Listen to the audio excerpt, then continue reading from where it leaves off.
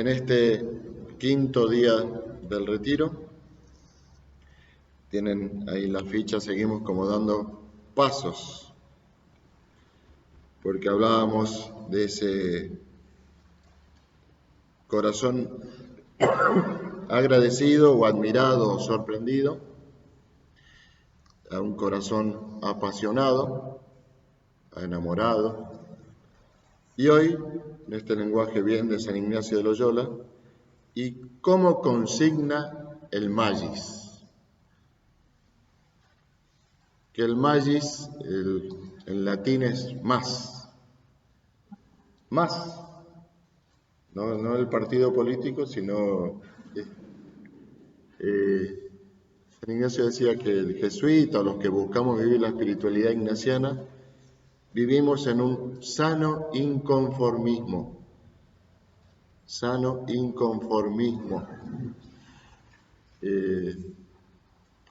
Y que además en este ser contemplativos en la acción y activos en la contemplación, se hace como un circuito. Entonces, donde el mismo Señor no nos permite conformarnos. Si uno está realmente en esta comunión con el Señor, en esta búsqueda, en esta actitud de discernimiento, cualquier cosa que logremos y cualquier cosa que disfrutemos, siempre nos desafía más. Quizás el riesgo ahí, o donde por ahí el mal espíritu se pone, es cuando no nos permite disfrutar o celebrar lo que vamos alcanzando. Entonces a veces logramos algo y ya estoy pensando en lo próximo que viene. No, está bien. Como diría Santa Teresa, cuando perdices, perdices. Y agradecer y demás, y después sí. Entonces es como consigna el magis. Como aquello que decía y repito siempre, el Señor se acerca a los que se le alejan, creo que era de San Agustín también, y se aleja a los que se le acercan. Como que siempre nos quiere peregrinos crónicos. Porque en el fondo también, y aquí para mirar la vida y para mirar nuestra muerte, aquí estamos de paso.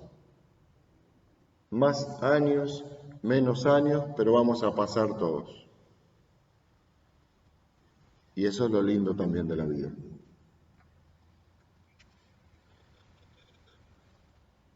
La propuesta de Jesús siempre nos sana. Quizás en otros momentos hemos acentuado más, o por ahí algunos todavía hoy, una espiritualidad de la cruz. Entonces que la propuesta de Jesús es que cada uno cargue con su cruz y así alcance la vida eterna. Y entonces había que sufrir. Si vamos sufriendo, vamos bien, por ahí va. Y en el fondo lo que Jesús nos propone es vida. La cruz o el sufrimiento viene como consecuencia a tanta vida o a tanto amor. No es que yo lo busco. Cabarrús dice, jesuita, tiene muchos talleres y mucho de conocimiento humano, y él hablaba de que tenemos que trabajar y sanar mucho nuestra historia humana para desde ahí vivir la historia divina. No sirve construir sobre algo si no he sanado mi historia o aceptado mis raíces. Como que vamos ahí construyendo sobre un fetiche de Dios porque es un fetiche nuestro. ¿Cuántas veces en nuestra oración yo creo que no escuchamos lo que estamos diciendo? Entonces, repetimos una oración o leemos el Evangelio, pero estoy sintiendo otra cosa. Y hasta que no diga lo que estoy sintiendo, esa oración es hueca. Hasta que no exprese mi impotencia, mi bronca, mi alegría o mi paz, ahí recién empieza bien la oración. Por eso el ejercicio lo empezamos haciendo como composición del lugar, cómo viví el año pasado, cómo lo agradecí y cómo estoy. Y hay momentos por ahí que en nuestras vidas que no podemos rezar el Padre Nuestro. Porque por ahí, como nosotros perdonamos a nuestros deudores, y no en este momento, a este no lo quiero perdonar. Y no es algo automático. Y entonces es mejor no rezar el Padre Nuestro. Señor, no puedo. Lo tengo acá. Y necesito putearlo. Y Él sabe que estamos así.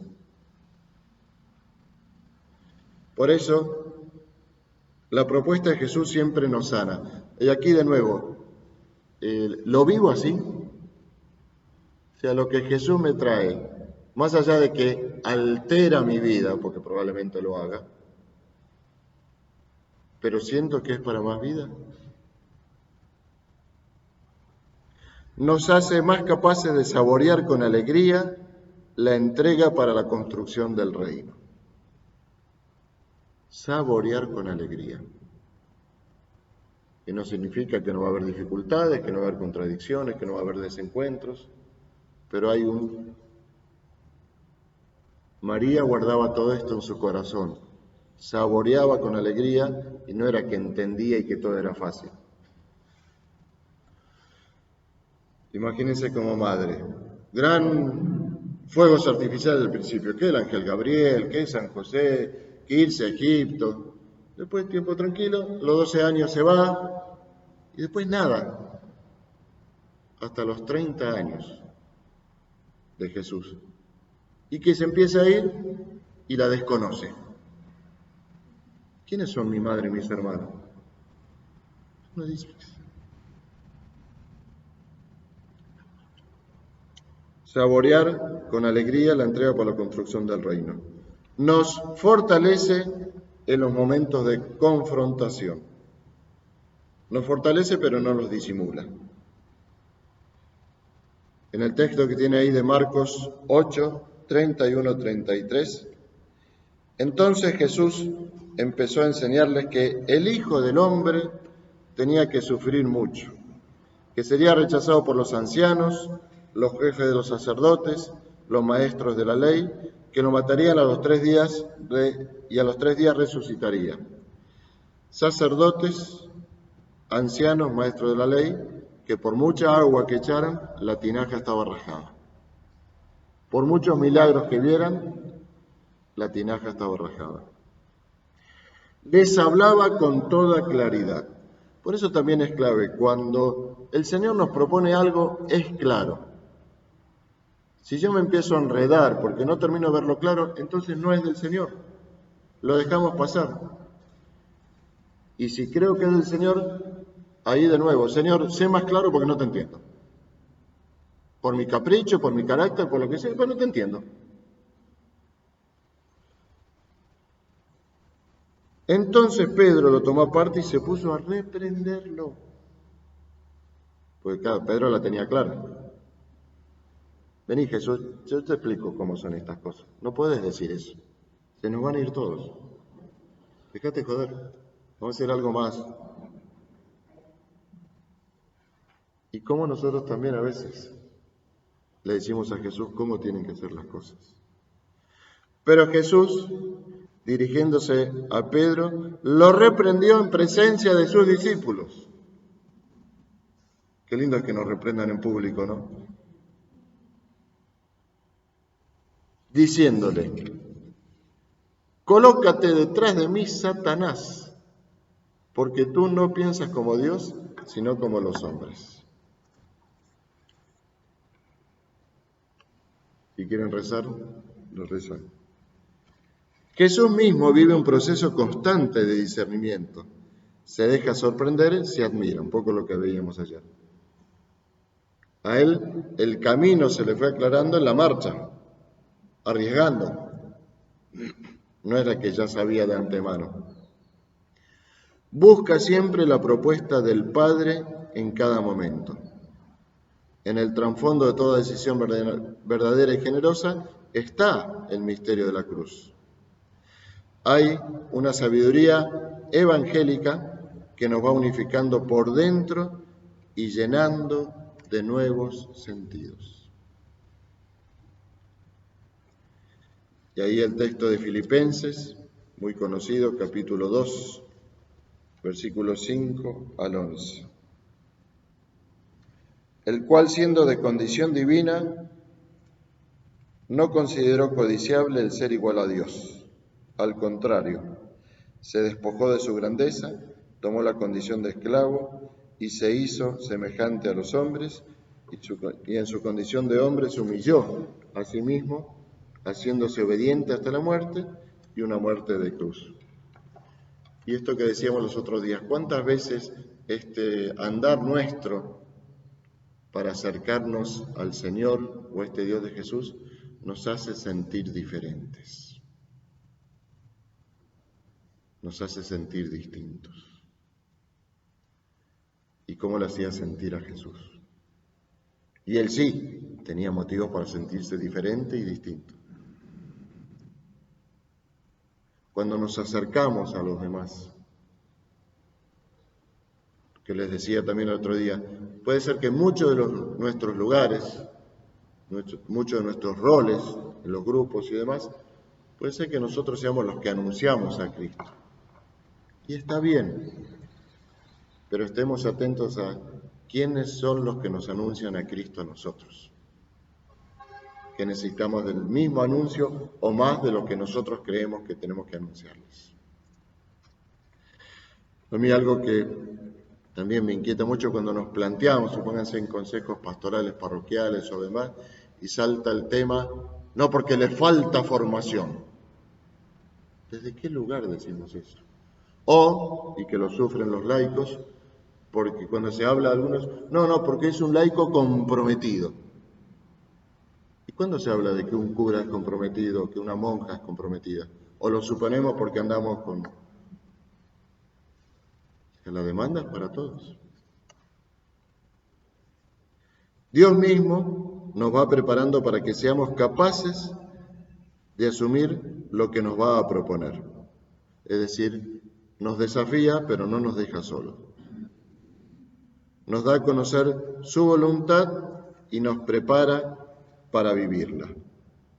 Y en Lucas, capítulo 9, versículos 57 al 62,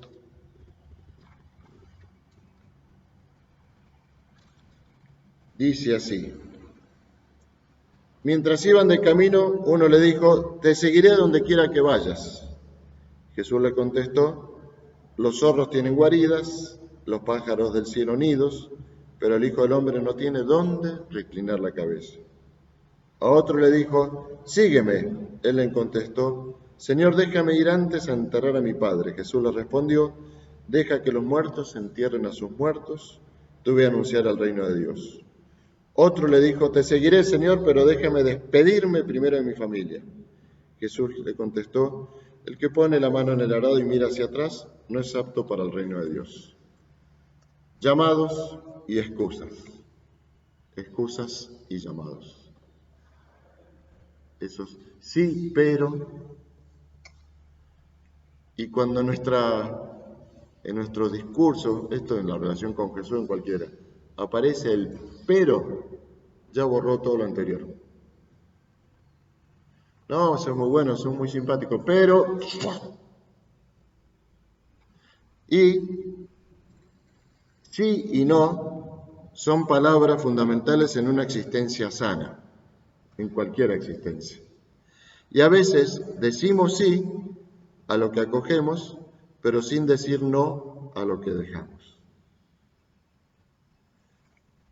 Todas estas personas dicen sí, pero no se dan cuenta del no que incluye ese sí. Y en cuanto yo digo un sí a lo que sea, incluye varios no, que también tengo que ser capaz de decírmelo, si no, no me doy cuenta. ¿Cómo consigna el Magis? Y un Magis que siempre nos lleva a levantar la mirada y buscar el reino. Les insisto de nuevo, por si lo siguen haciendo, es ir como armando sus peticiones a partir de esas frases con las cuales vayan cerrando cada día o cada momento.